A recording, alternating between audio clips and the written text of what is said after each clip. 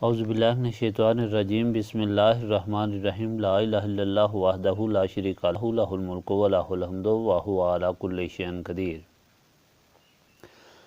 اللہم صلی علی سیدنا محمد وعلی آلہ وصحابہ صلاۃ تکون لنا امان من کل خوف۔ بیان محفل قرآن خوانی مورخہ 3 جولائی 1979۔ بسم اللہ الرحمن الرحیم فنعم المولا و نعم النصیر۔ رب اشرح لی صدری ویسر لی امری واحلل عقدۃ من لسانی یفقہوا قولی۔ اللہم صلی علی سیدنا محمد وعلی آل سیدنا محمد وعلی صحابہ وعلی ازواجہ اجمعین وبارک وسلم وصلی علیہ۔ الحمدللہ، اللہ تعالیٰ کا لاکھ لاکھ شکر ہے کہ خداوند قدوس نے اپنے فضل اور کرم سے اپنے حبیب پاک حضرت محمد صلی اللہ علیہ وآلہ وسلم کے طفیل آج ہم کو پھر ہمارے مرشد کی یاد میں جمع ہونے کی توفیق عطا فرمائی اور اپنے مرشد کے اصال ثواب کے لیے اپنے حضور میں ہزاروں قرآن پاک پیش کرنے کی توفیق عطا فرمائی۔ لاکھوں اور کروڑوں درود نبی پاک صاحب لولاک صلی اللہ علیہ وآلہ وسلم پر، جن کے طفیل خدا نے یہ کرم کیا۔ برادران طریقت، اعلیٰ حضرت مرشدی کو رحلت فرمائے ہوئے آج 19 سال پورے ہو گئے ہیں۔ ان 19 سالوں میں ہر دن اور ہر رات حضور پیر صاحب رحمۃ اللہ علیہ پر خدا کی جو کرم فرمائیاں تھیں، ان کے متعلق ہمارے علم میں اضافہ ہوتا جاتا ہے۔ قرآن پاک وہ عظیم کتاب ہے جس کی خدا نے تعریف فرمائی ہے کہ اگر پہاڑوں پر نازل ہوتا تو پہاڑ ریزہ ریزہ ہو جاتے۔ یہ کتاب جہانوں اور زمانوں کے لیے ہدایت اور رحمت ہے۔ اس کا دیکھنا ثواب، چھونا ثواب، پڑھنا ثواب، سننا ثواب اور اس پر عمل کرنا ثواب۔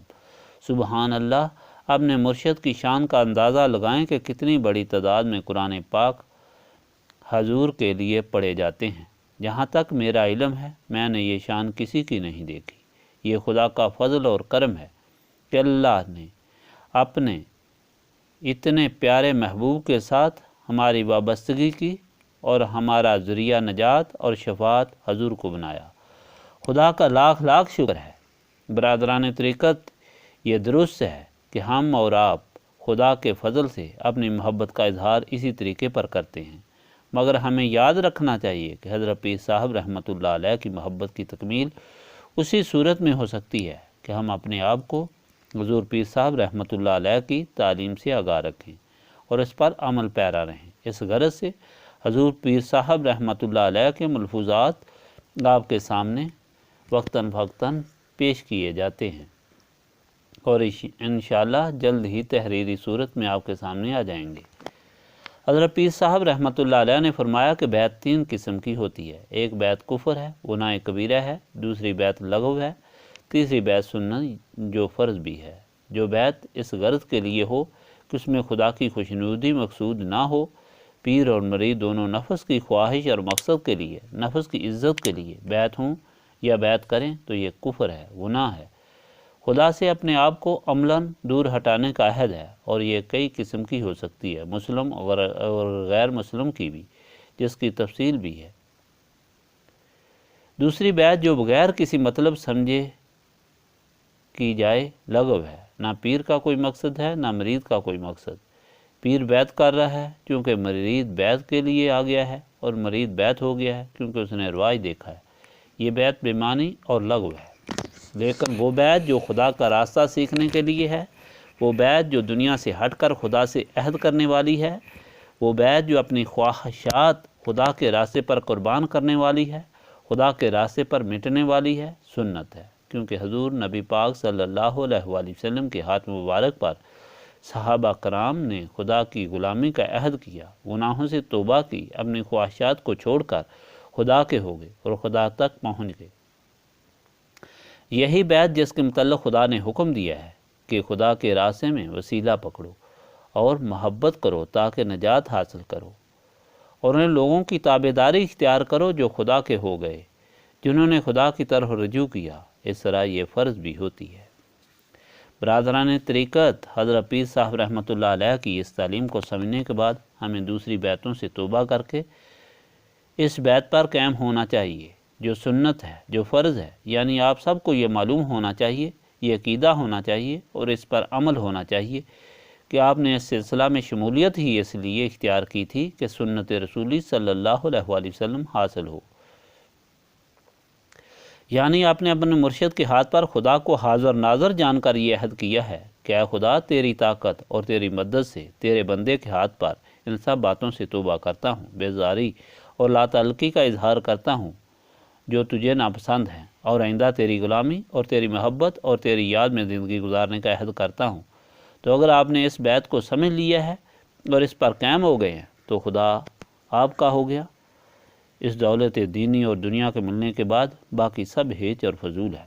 یاد رکھیں، جب انسان صدق دل سے خدا کی غلامی میں داخل ہو جاتا ہے، یعنی مرشد سے تعلق خدا کی رضا کے لیے قائم کرتا ہے، تو خداوند تعالیٰ کے وہ انوار و تجلیات اور مضامین رنگین جو حضور نبی پاک صلی اللہ علیہ وآلہ وسلم کے صدر مبارک میں ہیں، ان کا نزول اپنے مرشد کے سینے کے ذریعے آپ کے سینے میں معکوس ہو جاتا ہے، اور اس طرح اصالی حضور پاک صلی اللہ علیہ وآلہ وسلم سے نسبت قائم کر کے خدا کا غلام بن جاتا ہے، اور ایسا غلام کائنات اور اس کی ساری موجودات کے لیے واجب الاحترام ہو جاتا ہے۔ اگر جبرائیل علیہ السلام کے گھوڑے کے پاؤں سے لگنے والی مٹی بے جان کو جان عطا کر سکتی ہے، سوکھی زمین پر گھاس اگا سکتی ہے، بے زبان کو زبان دے سکتی ہے، تو خدا کے حضور اپنے آپ کو پہچانو، اپنی شان کو پہچانو کہ اشرف المخلوقات ہوتے ہوئے سینے میں اس آقا کی نسبت رکھتے ہو جس کا جبرائیل غلام تھا۔ یاد رکھو کہ اس دولت سے اس وقت مستفید ہو سکتے ہو کہ اس کو سمجھو، اس پر عمل پیرا ہوں اور اس کی قدر کرو، اور اپنی اس خوش نصیبی کا خدا کا شکر ادا کرو۔ زندگی کے آخری لمحے تک مرشد اعظم کی محبت، وفا اور قدر میں تڑپتے رہو جس نے یہ دولت عطا کی، جس نے اس دولت سے آشنا کیا۔ یاد رکھو وہ لوگ جو عظیم دولت کے حاصل کرنے کے بعد شیطان کے پنجے میں آ کر اپنے مرشد کو بھول کر اپنے مرکز کو بھول گئے اور بے وفائی کی، ان کا حشر وہی ہے جو شیطان کا ہے۔ جس طرح شیطان دور ہو کر مخلوق کو دور کرنے کی تگ و دو کر رہا ہے، ان کی بھی رہتی زندگی اس طرح گزرتی ہے۔ اللہ تعالیٰ اپنی ذات پاک کے طفیل، اپنے پیارے حبیب حضرت محمد صلی اللہ علیہ وآلہ وسلم کے طفیل، اپنی پاک کلام قرآن مجید کے طفیل ہم کو گزشتہ گناہوں کی معافی عطا فرمائے، ہمارے دلوں کی تاریکی کو دور فرما کر نور معرفت سے ہمارے قلوب کو منور فرمائے، ہماری موت، ہماری حیات، ہماری جان، ہمارا مال، ہمارا ہر قول، ہر فعل اپنی رضا کی خاطر رکھے، ہم کو اپنی غلامی، اپنی محبت، اپنے پیارے حبیب حضرت محمد مصطفیٰ صلی اللہ علیہ وآلہ وسلم کی غلامی اور محبت اور اپنے مرشد کی غلامی اور محبت عطا فرمائے۔ اللہ تعالیٰ حاضرین مجلس کی تمام آرزویں پوری فرمائے، بے اولادوں کو اولاد عطا فرمائے، بیماروں کو شفا عطا فرمائے، محتاجوں کو غنی کرے۔ بہت سے لوگ خلفاء مریدین ان علاقوں کے لوگ جو ہمارے ساتھ محبت رکھنے والے تھے فوت ہو گئے، ان کی مغفرت کے لیے دعا کریں۔ آج حضور پیر صاحب رحمۃ اللہ علیہ اپنے مرشد، اپنے پیر کی یاد کے لیے ہم جمع ہیں۔ آج میرے دل میں ان سب خدا کے پیاروں کی یاد بھی ہے جنہوں نے خدا کی یاد کے لیے حضرت پیر خواجہ محمد قاسم رحمۃ اللہ علیہ، حضرت پیر نذیر احمد رحمۃ اللہ علیہ کے ساتھ مخلصانہ تعلق رکھا، اور اس محبت اور تعلق میں جہاں فانی سے رخصت ہوئے، آج ان سب کی یاد منائی جا رہی ہے، اور ان سب کے لیے بھی دعا کریں، خادمین لنگر کے لیے بھی دعا کریں، آمین۔ اللہم صلی علی سیدنا محمد وعلی آلہ وصحابہ صلاۃ تکون لنا امان من کل خوف۔ ربنا تقبل منا انک انت السمیع العلیم وتب علینا انک انت التواب الرحیم۔ سبحانک ربک رب العزۃ عما یصفون وسلام علی المرسلین والحمد للہ رب العالمین۔